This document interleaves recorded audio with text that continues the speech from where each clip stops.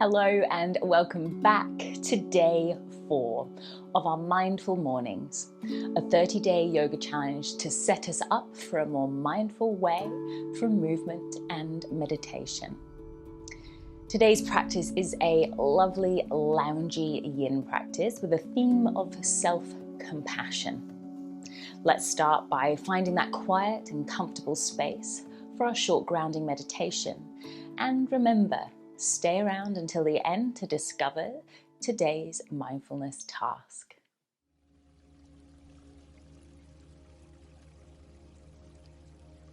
Begin by either lying down or sitting comfortably as I guide you through the sensations of your body, whatever they may be today. Be aware of any heaviness, discomfort, or fatigue, or perhaps lightness and energy within. Observe which sensations fluctuate and change over time and which remain constant.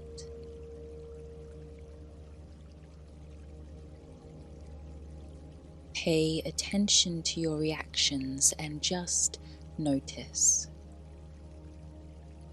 Are you judging how you slept or wondering how the day will unfold?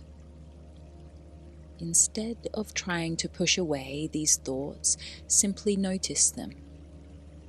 See if they have any impact on how you feel and hold these thoughts and feelings with compassion.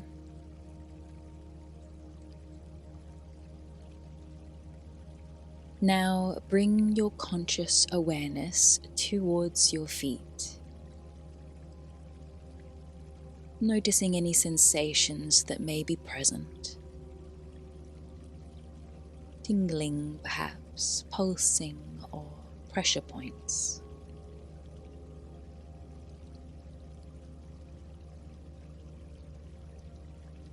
Releasing your focus upon your feet and bringing your awareness towards your hands now. Observe any sensations in your palms, fingers, or the back of the hands.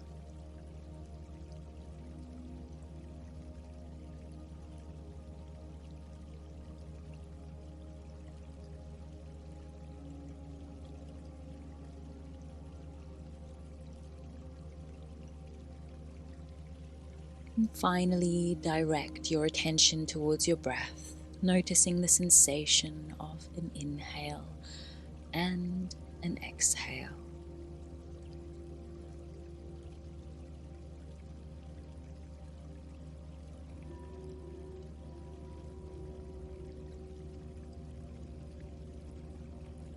Let us remind ourselves that throughout the day, taking a pause and becoming aware of our feet, our hands, or our breath can make all the difference as a way for us to ground ourselves.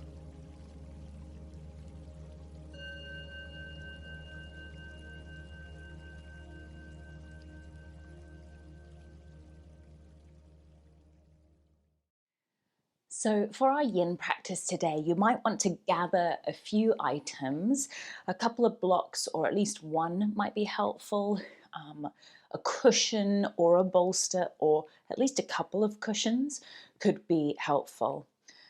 So I'm just going to remove most of these out of the way, and we're going to snuggle into our first pose, which will be child's pose. So remember, yin yoga is very slow, mindful, and we're holding those poses for quite a bit longer than you would in a normal flow vinyasa style practice. I'm choosing to have my bolster positioned in front of me. If you wanted to, you could bring a cushion underneath the buttocks to create a little extra lift. And remember that we're not going into the deepest stretch when we're talking about our yin practice or thinking about our yin practice. You're only going to about 50-60% of your natural flexibility or full depth. So just starting off with the knees wide, big toes closer together. And start to settle the belly downwards, the forehead down. You don't have to have any props at all. You might be perfectly comfortable without any right now. Today's focus is about self-compassion, but I want us to also sprinkle in a little extra ingredients with that loving kindness towards ourselves, which is to let go of criticism and self-judgment. So in this moment, just offering yourself on a big exhale, just the opportunity to release.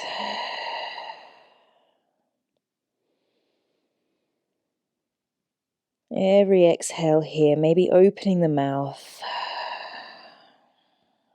creating a little more space within your physical being,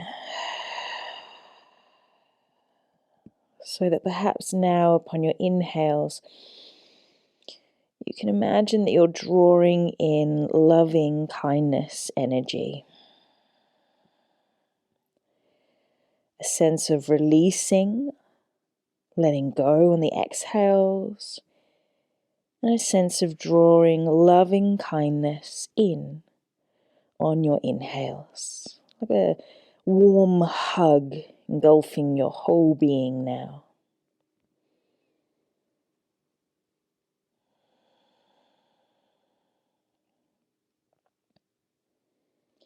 If you're very comfortable to stay here, you're really welcome to not change anything from here. But I'm actually going to invite a little bit of a twist or a side sway action. So I'm going to choose to remove my bolster from underneath the belly, the forehead. And then I'm going to think about walking my hands on my chest over towards one side. Don't worry which side you go for. We'll do the other in a moment. And it might be that you're nestling to the inside of that thigh, or perhaps you're resting your body more on top of that thigh. Perhaps, like myself, supporting the forehead on top of the back of the hands. Or you might bring something else to support the forehead, like a pillow or a block. Some of you might prefer to reach the arms much further forwards and away from the body. I'm going to do that in about 3 more breaths. But for now, I'm choosing to have the elbows bent. So you might notice if you've laid your body on top of the thigh that the breath has become a little caught. Could you bring the breath physically into the side ribs and back ribs so that you can still breathe really free and easy? Here I'm going to extend at least one arm away from me. It might be that 2 arms feels comfortable.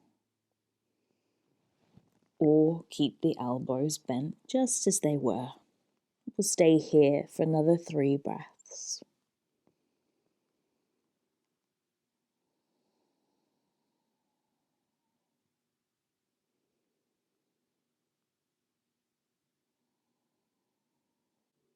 And walking your way back through to center. You might want to pause in center before we work to the second side. Initially, I'm choosing to keep both elbows bent, and then I'll explore lengthening one or both arms. But you do what feels right for you.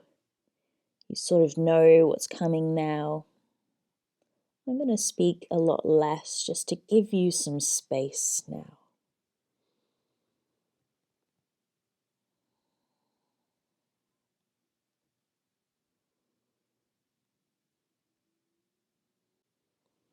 I'm choosing to lengthen an arm. You might change the shape of your arms at this stage.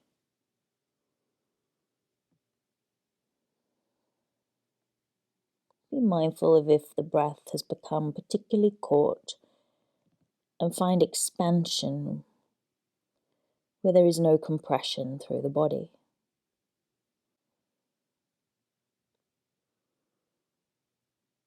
And then slowly work your way back through to center. And I invite you to lift the hips and just take a moment, perhaps in a gentle rock back and forth. Or perhaps you're enjoying a cat-cow. But just adding ever so gentle movement here.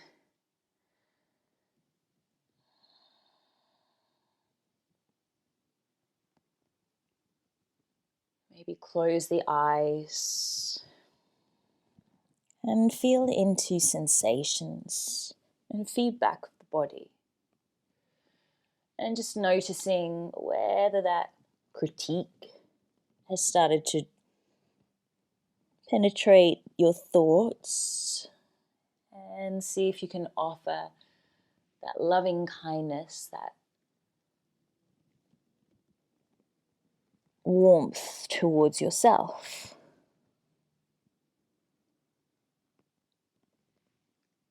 And then coming through to tabletop, if you're not already there, start to drag your right knee forwards and place it behind your right wrist. We're heading into swan pose, also known as pigeon, but in yin we refer to it as swan. And I've just crossed the right ankle slightly underneath the body and extended the left leg away. I'll give you another option of a pose in just a moment if this doesn't work for you. It can be nice to grab a support and place it underneath that right buttock. Could be a block or a pillow. Don't think that you have to have your hips touching the ground. Just see if you can have the sit bones, the hip bones roughly the same height. So you might need to move that ankle that's underneath your body to the right place to give your hips a sense of stability. And then maybe you're dropping down to the forearms. You might choose to bring another prop underneath the forearms, remembering it is yin. So don't think you have to push really hard with your physical body here. We're staying for about another minute at this stage. Those of you who need a different pose, we could do a deer pose instead. So just for those who need that alternative, I have my legs like a stag or a letter S shape, and then you're going over the right shin. You can use a bolster to support yourself as well. So our hips can be an incredibly tight part of our body. And we hold a lot of tension in our hips, just like shoulders and neck. So just see if you can send your next exhalation into the muscles around your hips.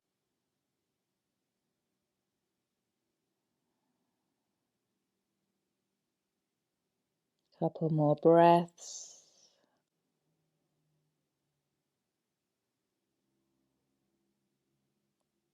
And then I invite you to slowly lift your way up. We'll come back through to tabletop. So nice and slow, steady movements to get back there. If a downward facing dog is more inviting to you, you can. I'm choosing to add a little sway back and forth with my hips through a child's pose, and then a bit of an upward facing dog or cobra. And we're moving incredibly intuitively for our own body, slow and steady. So again, now dragging the left knee forwards, crossing the ankle underneath. You're aligning the left knee roughly with the left wrist and lengthening out through the right leg behind you. You might grab that support underneath the left hip and buttock this time. Just taking a few moments to feel in to the hip level, noticing whether you need to move your left ankle anywhere to create a little more space in the hips for your anatomy. I'm choosing to use a bolster under the forearms. You don't have to. But it isn't about getting as deep as we can in each pose. We're trying to get into the connective tissue, into the fascia. Remembering that you can take that alternative of your deer pose, where you have both knees bent and you're bowing forwards over your left shin.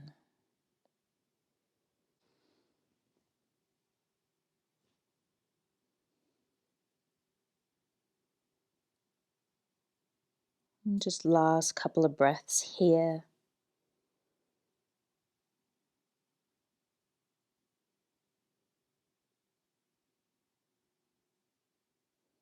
And we're going to lift our way back up, removing any props. This time, however, let's bring the legs out in front of us. And just take a moment with the legs long just to bow forwards, not worrying about the legs being straight, the spine being straight. Just let yourself bow and be heavy through the head and the shoulders. 2 more breaths here. Can the head nod any deeper without force, just gravity? And we're going to roll our way up, bringing perhaps a support behind the back of the legs for Savasana today might be a nice treat for your lower back, your spine. But slowly leaning back. I invite you to bring one hand to belly, one hand to heart. Let's take 3 nourishing, caring breaths in through the nose. Sigh the breath away through the mouth. In through the nose. Out through the mouth. One more. In through the nose. Out through the mouth. Let the arms relax beside the body. If you need to create any warmth, maybe drape a blanket over you. If you want to stay longer, perhaps pause the video. Shavasana time.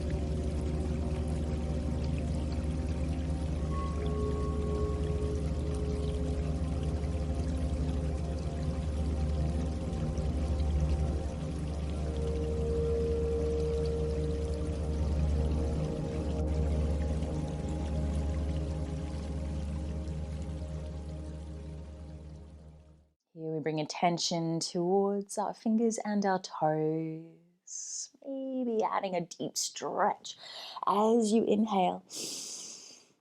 We roll to the side, bringing ourselves upright slowly to sit tall.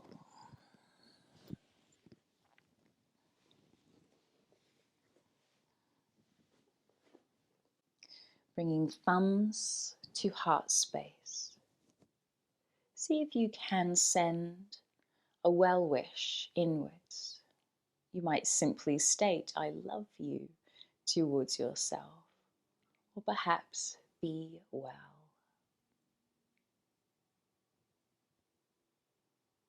As always, thanks for joining today's movement practice.